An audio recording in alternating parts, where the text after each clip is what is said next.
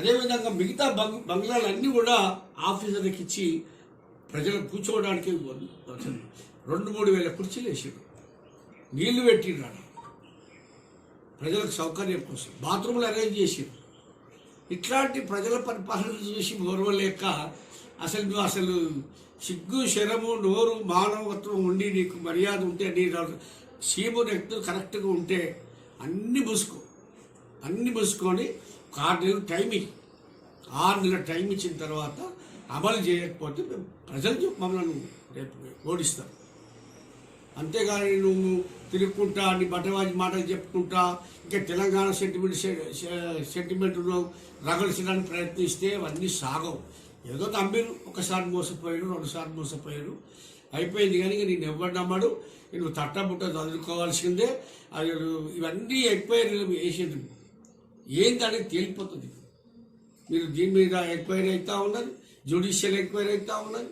అదేవిధంగా నువ్వు చేసినటువంటి యాదాద్రి పవర్ ప్రాజెక్టు మీద, అదేవిధంగా ఛత్తీస్గఢ్తో చేసినటువంటి ఒప్పందం మీద అట్లా కోట్ల రూపాయలు మీ జగదీష్ రెడ్డి 10,000 కోట్లు తిన్నట్టు యాదాద్రి ప్రాజెక్టులో అక్కడ రిపోర్ట్స్ వెళ్తూ ఉన్నది. ధరణి పేరు మీద చెప్పి అనేక మందిని భూమి మీదకి నిలగొట్టి దాని భూస్వాములకు అప్పచెప్పి దానికి కోట్ల రూపాయలు రైతు బంధు ఇచ్చినటువంటి పరిస్థితి మీ ప్రభుత్వం. ఇన్ని అరాచకాలు చేసిన తర్వాత ఏమాత్రం సిగ్గుశరం లేదా మీరు మాట్లాడడానికి? ఖబర్దార్ చెప్తా ఉన్నాం, రేపు అందరు మీకు అసలు సపరేట్ ఒక తిహార్ జైలు లాగా కట్టాలిట. కట్టి అందులో వేస్తేనే మీకు అందరికీ ఒకరి ముఖాల్లో ఒకరు చూసుకుంటారు. అరే నీ వల్ల మననే కొట్లాట అయింది ఫామ్ హౌస్లో. ఎందుకు ఓడిపోయినామంటే హరీష్ రావు కేటీఆర్ నీ వల్లే అంటే కేసీఆరే పోనీ అని అడ్డం వస్తే నూకేస్తే పడి ముడిరిగింది. దాన్ని నేను బాత్రూంలో జారిపడ్డావు, ఇట్లా జారిపడ్డావు, అట్లా అన్ని బటవాజి మాటలు, అబద్ధాలు, కుట్రలు. నీ చెల్లెగొత్తి అది పేద కోట్ల రూపాయలు తీసుకొని ఇలా స్కామ్ చేసుకొని ఇలా లిక్కర్ కేసు మీరు బీజేపీ వాళ్ళు అండర్స్టాండింగ్ అయ్యి ఇప్పటి వరకు అరెస్ట్ చేస్తలేరు. ప్రజలు గమనిస్తలేరా? ఇంకా మీ పాపం పడే రోజులు వస్తుంది, మీరు చూడండి. కాబట్టి మీరు ఇప్పటికైనా కాంగ్రెస్ చేస్తున్నటువంటి కార్యక్రమాలకు, మంచి కార్యక్రమాలకు మీరు సహకరించండి. అట్లయినా మీరు ప్రజలు కొద్దిగా మీకు ఒప్పుకుంటారు. అంతేగాని ఈ విధంగా బట్టవాజి మాటలు మాట్లాడి, ఈ విధంగా విమర్శించి, మంచి పనులు చేసిన విమర్శించి రద్దు చేస్తా అంటుండే. ఎందుకు రద్దు చేస్తావా? గవర్నమెంట్ రద్దు అయిపోతుంది. ఎందుకు రద్దు అవుతుంది? ప్రగతి భవన్ తీసేసి బీటలు కొట్టి ప్రజలకు అందించడానికి చేస్తావాను, లేకపోతే బస్సులలో మహిళలకు ఉచితంగా ప్రయాణం చేసినందుకు రద్దు చేస్తావా? 10 లక్షల రూపాయలు ఇన్సూరెన్స్, హెల్త్ ఇన్సూరెన్స్ వచ్చినందుకు రద్దు చేస్తావా? ఎందుకు రద్దు చేస్తారు? పడగొడతారా? ఎందుకు పడగొడతారు చెప్పండి? అంటే ఈ మంచి పనులు చేస్తే కూడా పడగొడతారా? ఖబర్దార్ చెప్తున్న కేటీఆర్, హరీష్ రావు, మీ అయ్యా సింహం వస్తుందంట. సింహం ఏడవైనది మరి సింహం. చెప్పుడు మా రేవంత్ రెడ్డి గారు, మా ముఖ్యమంత్రి రెడీగా ఉంది బోను రాగానే దాన్ని బంధించి కూరలో బట్టి లోపల పెడతామంటున్నాడు. అంటే బోన్ అంటే బోన్ ఏంది? ఎంక్వైరీలు. కాబట్టి మీరందరూ కూడా మీ మాటలు బంద్ చేయండి. సిగ్గులేని మంత్రి వాడు అసలు మా దురదృష్టం మా మల్లారెడ్డి గెలవడం బిడ్డ. సిగ్గు శరము చిల్లర మంత్రి మా ఎమ్మెల్యే. ఇప్పుడు ఆడు పోయి దుబాయ్లో ఏంది మన గోవాలో ఆడు రైడింగ్ చేస్తుండ్రు వాటర్ దాని మీద, గది కూడా పెట్టుకుంటారు చిల్లరగాడు. అది దుబాయ్లో పోయి డ్యాన్సులు చేస్తుండ్రు. అసలు వాడు విలన్గా పనికొస్తాడు. ఏదైనా సినిమాలు చేసుకో విలన్గా, హీరోగా అయితే రావు నువ్వు. నేను స్పాట్ ఉన్నా స్పాట్ నీకు ఎంత పిచ్చోడికి నా బయట మల్లారెడ్డి చిల్లర చిచి కాబట్టి ఇదంతా కూడా ఒక బీఆర్ఎస్కి సంబంధించినటువంటి కేటీఆర్, అదేవిధంగా హరీష్ రావు వాళ్ళ మాజీ మంత్రులందరూ కూడా ఏమంటున్నారంటే ఇంకా ఎప్పుడు అమలు చేస్తున్నారు అని. మీరు ఇచ్చిన గ్యారంటీలు ఎందుకు అమలు పరుస్తలేరు అని ఇప్పుడే వాళ్ళు ప్రశ్నించి విమర్శిస్తాను. నేను ఈ సందర్భంగా వాళ్ళు అడిగేది ఏంటంటే, కేసీఆర్ నువ్వు 6 అడుగుల పొడుగున్నావు కానీ నీకు అస్సలు బుద్ధి లేదు. కేటీఆర్ ఏదో ఎంజాయ్ చేయడానికి, టూర్లు వేయటానికి, మాట్లాడడానికి పనికొచ్చినవి తప్ప మాటలు తప్ప ఇంక మీ దగ్గర కోటలు ఏం లేవు. ఎందుకంటే అసలు మీ నాన్న ఈ 10 సంవత్సరాలలో ఒక్కరిని కూడా కలవలే, ఒక్కరికి అపాయింట్మెంట్ ఇవ్వలేదు. కనీసం నువ్వైనా కలిసినవా? నీకు అవసరం ఉన్నప్పుడు పిలిచినవు తప్ప ఎప్పుడైనా ప్రజల సమస్యలు తెలుసుకోవడానికి తిరిగినవా? లేదు కదా. మీ నాన్న ఇచ్చిన హామీలలో ఎన్ని హామీలు నెరవేర్చుడు చెప్పగలుగుతావా? మొట్టమొదటిగా దళితుని ముఖ్యమంత్రి చేస్తానని కాపలా కుక్కలా ఉంటావు, నీకు తలకాయని అనుకుంటా అన్నాడు. అవును కదా. మరి ఏం జరిగింది? దళితుని ముఖ్యమంత్రి చేశాడా, తలకాయని అనుకున్నాడా? పోయింది కదా. 3 ఎకరాల భూమి ఇస్తున్నాడు, ఇచ్చిండా?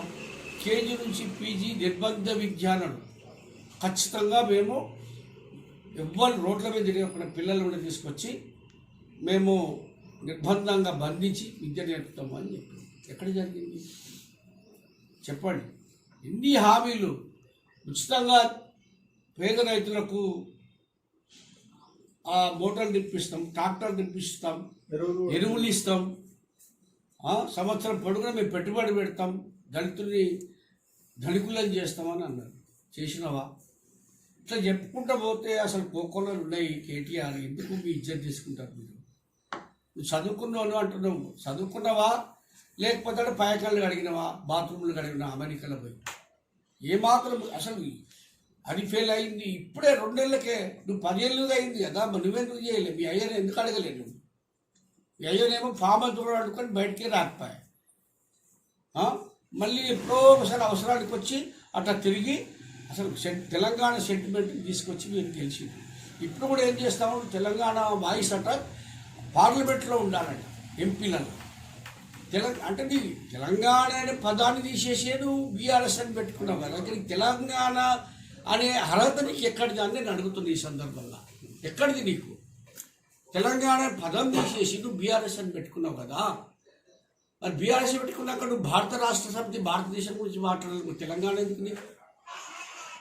ఇంకా దాన్ని రెచ్చగొట్టి లబ్ధి పొందాలనేది. కాబట్టి మీరు ఏదైతే హామీలను నెరవేర్చకపోగా మళ్ళీ ఇంకొకటి ఏం చెప్తున్నారంటే, మళ్ళీ 6 నెలల్లో ప్రభుత్వం పడిపోతుంది, మళ్ళీ మేమే వస్తాం అంటే ఏమి అన్నట్టు? ఇది ప్రజల చేత ప్రజల కొరకు ఎన్నుకోబడ్డ ప్రభుత్వం. ఆ ప్రజాస్వామ్యంగా ఎన్నికైనటువంటి ప్రభుత్వాన్ని రద్దు చేస్తావా?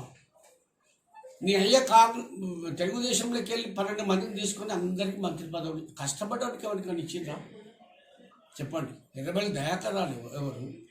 పట్నం మహేందర్ రెడ్డి ఎవరు? అదేవిధంగా సబితా ఇంద్రారెడ్డి ఎవరు? శ్రీనివాస్ యాదవ్ ఎవరు? ఇదంతా తెలుగుదేశంలో నీ తిట్టకుండా చిత్రంలే కదా. తెలంగాణ దానం నాగేంద్ర అయితే లాఠీలు పట్టుకొని నువ్వు తెలంగాణ ఉద్యమకారులను కొట్టింది కదా.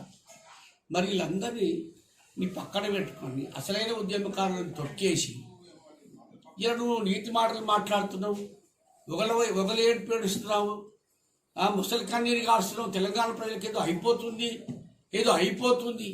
ఏమవుతుంది చెప్పండి? అసలు దళితులకు ఇచ్చిన భూములను అసలు దళితులకు నీ ప్రభుత్వంలో బూటు కార్డులతో తొక్కి అణిచేసిందే నీ ప్రభుత్వం. ఎందుకంటే వాళ్ళకి ఇచ్చిన భూములన్నీ కూడా లాక్కున్నాం, అందులో హరితవనాలు కట్టినాం, శ్మశాన వాటికలు కట్టినాం, తర్వాత రైతు వేదికలు. ఎవరి ఆ భూమి? పేదల ఆర్థిక స్థితుల గతులు ఆత్మగౌరవం పెరగాలని అందించింది. కానీ నువ్వు అవన్నీ లాక్కొని ఇతరులకు వ్యాపారం చేసుకుని మేలిపిల్లలు అమ్మలేదా? 116 ఎకరాలు, ఈడ 300 ఎకరాలు నువ్వు సూటి పెట్టలేదు. నువ్వు ఈ మంత్రి, నీ బ్రోకర్ మల్లారెడ్డి, చిల్లర మల్లారెడ్డిని తీసుకొచ్చి పెట్టి మొత్తం వ్యవస్థనంతా సర్వనాశనం పట్టించింది మల్లారెడ్డి. ఎలక్షన్లో కొన్ని కోట్ల రూపాయలు వసూలు చేసి టికెట్లకు అమ్ముకుంటున్నాడు. అది మీ చర్యనే తీసుకోకపోతుంది. అసలు నీకు వాటాలు ఇచ్చే తెచ్చుకున్నారని చెప్తా ఉన్నాడు. నాకేవాళ్ళు ఇస్తారు అన్నాడు. 100 కోట్లు ఇస్తే నాకు టికెట్ ఇచ్చారని చెప్తున్నారు.